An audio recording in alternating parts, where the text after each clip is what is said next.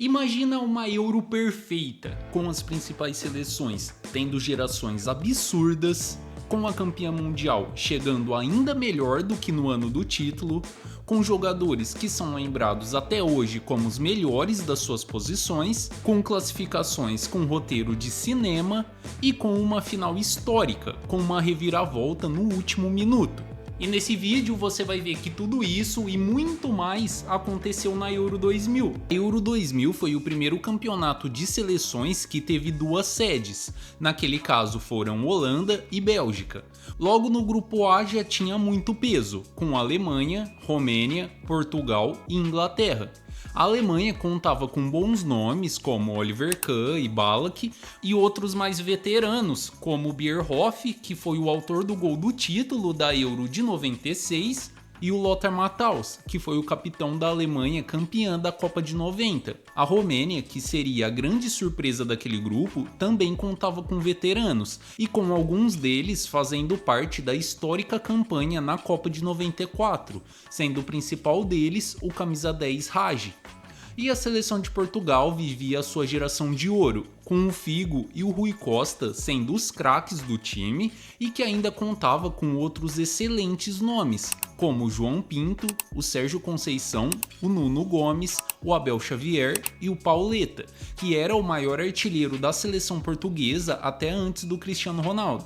E para fechar aquele grupo, a Inglaterra, que também tinha excelentes nomes, como o Gary Neville, o Sol Campbell, o Beckham, o Scholes, o Owen e o Alan Shearer como camisa 9. Na primeira rodada, um jogaço entre Portugal e Inglaterra. Logo com 18 minutos do primeiro tempo, a Inglaterra já vencia por 2-0. Porém, Portugal iniciou a reação com o Figo marcando um golaço e terminou vencendo por 3-2, se confirmando como um dos maiores favoritos ao título e que terminaria a primeira fase com 100% de aproveitamento, vencendo a Romênia no último minuto no segundo jogo e fazendo 3-0 na Alemanha, com o hat-trick do Sérgio Conceição, que é pai do Francisco Conceição, que atualmente defende a seleção portuguesa também. E a Alemanha confirmava a má fase, ficando na lanterna do grupo sem nenhuma vitória. E a segunda vaga do grupo foi decidida em mais um jogaço. A favorita Inglaterra jogava pelo empate contra a Romênia na última rodada. Mas a Romênia chegava com moral para aquele jogo porque tinha vencido a Inglaterra na Copa de 98. A Romênia abriu o placar com o Kivu, o mesmo que seria campeão da Champions com a Inter em 2010, mas ainda no primeiro tempo a Inglaterra virou e ficou muito próxima da vaga. A Romênia empatou o jogo no segundo tempo, mas a vaga ainda era inglesa. Porém, a Romênia conseguiu o 3-2 aos 44 do segundo tempo e garantiu a classificação, deixando a favorita Inglaterra de fora da segunda fase. O grupo B era formado pela Bélgica, Suécia, Turquia e Itália. A Bélgica era uma das sedes, mas tinha um time bem inferior à geração dourada da década de 2010. A Suécia ainda contava com alguns jogadores da geração que ficou em terceiro na Copa de 94, sendo o principal deles o Larsson. A Turquia era a seleção menos tradicional daquele grupo, mas já estava formando o elenco que ficaria em terceiro na Copa de 2002, com nomes como o goleiro Rustu, o Alpay e o Hakan Şükür, melhor jogador do time. E para fechar o grupo, o timaço da Itália, que não contou com o Buffon, que tinha se machucado, mas tinha alguns veteranos de peso, como o Antônio Conte e o lendário capitão Maldini, e além deles, alguns nomes da geração absurda que seria campeã mundial em 2006, como o Totti, o Del Piero, o Cannavaro, o Zambrotta, o Nesta e o Filippo Inzaghi, treinados pelo lendário Dino Zoff, goleiro campeão como capitão da Copa de 82. Como era o esperado, a Itália passou fácil em primeiro com 3 vitórias, e o que surpreendeu naquele grupo também foi a segunda vaga, que ficou com a Turquia, e a Bélgica se tornou a primeira anfitriã eliminada na fase de grupos de uma Eurocopa. O grupo C contava com Espanha, Noruega, Iugoslávia e Eslovênia, e teve surpresa logo na primeira rodada com a Noruega vencendo a Espanha por 1-0. A Espanha ainda não tinha formado a seleção multicampeã que viria alguns anos depois, mas contava com excelentes nomes como o Hierro, o Guardiola, o Raul e o Mendieta. A Noruega tinha o Solskjaer, autor do gol do título de Champions do Manchester United de 99.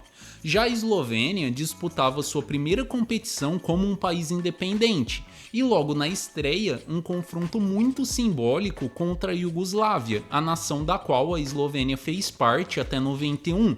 E além do peso político, aquele jogo também foi excelente dentro de campo. A Eslovênia abriu 3-0 com um show do Zahovic, que era tido como o Platini esloveno, mas a Iugoslávia tinha um bom time, com Mihailovic, o camisa 10 Stojkovic, o Mihatovic, autor do gol do título do Real Madrid na Champions de 98, o Stankovic, que jogaria muito na Inter de Milão, e o Milosevic, que seria um dos artilheiros daquela Euro. E quando o jogo já estava 3-0 para a Eslovênia, o Mihailovic foi expulso, mas mesmo com um a menos, a Iugoslávia reagiu e empatou em 3-3. Na segunda rodada, a Espanha venceu a Eslovênia e a Iugoslávia venceu a Noruega. E na última rodada, as duas melhores seleções do grupo fizeram um dos jogos mais marcantes daquela Euro. A Iugoslávia vencia por 3-2 até o minuto 90, quando a Espanha empatou e só um minuto depois marcou o gol da virada, vencendo por 4-3 e se classificando em primeiro do grupo. E no grupo D, simplesmente 4 campeãs europeias: Holanda, República Tcheca, França e Dinamarca. A Holanda era uma das principais favoritas, porque além de ser uma das sedes, tinha um time bizarro de tão bom, com Van der Sar, Frank de Boer, Stan, Seedorf, Davies, Ronald de Boer, Overmans, Kluivert e Bergkamp, treinados pelo Rijeka, que fez parte do histórico Milan dos holandeses, venceu a Euro como jogador em 88 e anos depois seria treinador do Barcelona na época do Ronaldinho Gaúcho. A República Tcheca ainda não estava tão forte como na Euro de 2004, mas tinha bons nomes como Nedved e Rosic. A França era simplesmente a melhor seleção do mundo e é então campeã mundial, e tinha um elenco ainda melhor do que o campeão da Copa de 98. A França manteve a base do Mundial, mas com alguns jogadores em níveis mais altos do que na Copa de 98, como Patrick Vieira no meio de campo, o Henry, que era reserva em 98, mas em 2000 já se transformava em um dos melhores do mundo, o Trezeguet também tinha evoluído, e algumas novas opções de ataque também eram melhores do que as de 98, como o Anelka e o Wiltord. E acima de todos eles, o Zidane, que já se consolidava como uma lenda do futebol mundial e que faria uma Eurocopa simplesmente absurda. E a Dinamarca completava o grupo, contando ainda com o histórico goleiro Schmeichel, campeão da Euro de 92. Porém, França e Holanda eram disparadas as duas favoritas daquele grupo e chegaram na última rodada já classificadas. E no confronto direto entre elas, as duas seleções entregaram o jogaço que todo mundo esperava. A França, que jogava com um time quase todo reserva, abriu o placar com o Djulgari, mas a Holanda empatou com o Kluivert. O Trezeguet fez 2-1 para a França, mas o Frank de Boer empatou mais uma vez e o Zenden garantiu a virada e o primeiro lugar para a Holanda. As quartas de final tiveram bons confrontos e as 4 favoritas se classificaram. Portugal venceu a Turquia por 2-0 e a Itália venceu a Romênia, também por 2-0. O único confronto entre campeãs naquela fase foi Espanha e França. A França abriu o placar com Zidane marcando de falta, mas o Mendieta empatou de pênalti. Porém, ainda no primeiro tempo, o Djorkaeff marcou o gol que classificaria a França, que ainda contou com um pênalti perdido pelo Raul nos últimos minutos. E Holanda e Iugoslávia não surpreendeu pelo vencedor, mas surpreendeu pelo resultado, com a vitória esmagadora da Holanda por 6-1, com o hat-trick do Kluivert.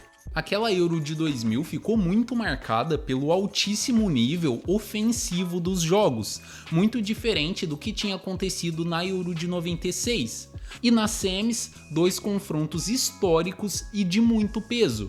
E para muitos, aquela foi a melhor fase de semifinal da história da Eurocopa. França e Portugal começou bem equilibrado, mas no minuto 19 do primeiro tempo, o Nuno Gomes abriu o placar para Portugal com um golaço. A seleção portuguesa controlava o jogo e parecia que ia se vingar da França pela derrota na semi da Euro de 84. Porém, logo no início do segundo tempo, o Henry empatou para a França e o jogo foi para a prorrogação. A partida continua empatada, mas faltando 3 minutos para o final, o juiz marcou um pênalti para a França e que causou muita revolta da seleção de Portugal. Mas não teve jeito, o Zidane cobrou o pênalti no ângulo e a França se classificou para a final. A outra semifinal foi ainda mais lendária e surpreendente, não tanto pelo resultado, porque as duas seleções eram muito fortes, mas pelas circunstâncias daquele jogo, que favoreciam muito mais a Holanda.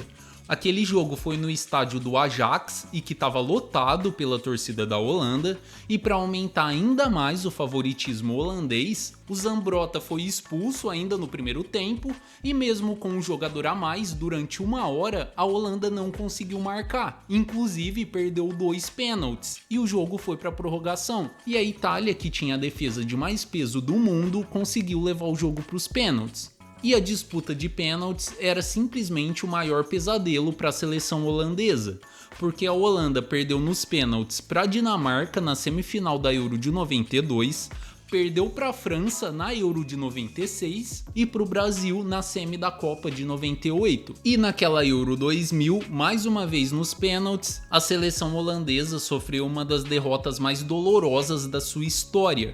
A Holanda perdeu 3 cobranças e a Itália se classificou para a final com um roteiro de cinema. E a final entre França e Itália foi digna do alto nível daquela Euro. O primeiro tempo foi bem disputado e com chances para os dois lados, mas o primeiro gol só saiu no segundo tempo, com o Del Vecchio marcando para a Itália. Porém, no minuto 48 do segundo tempo, o Wiltord empatou para a França na última chance do jogo e levou a decisão para a prorrogação. E na prorrogação veio a virada, com o Trezeguet mandando a bola no ângulo do gol italiano e garantindo o título para a França. Uma campeã histórica digna de uma Eurocopa espetacular. O Kluivert e o Milosevic foram os artilheiros com 5 gols cada e o Zidane foi eleito o melhor jogador daquela Euro, que até hoje é lembrada pelos grandes elencos, pelos grandes jogos e pela grande campeã.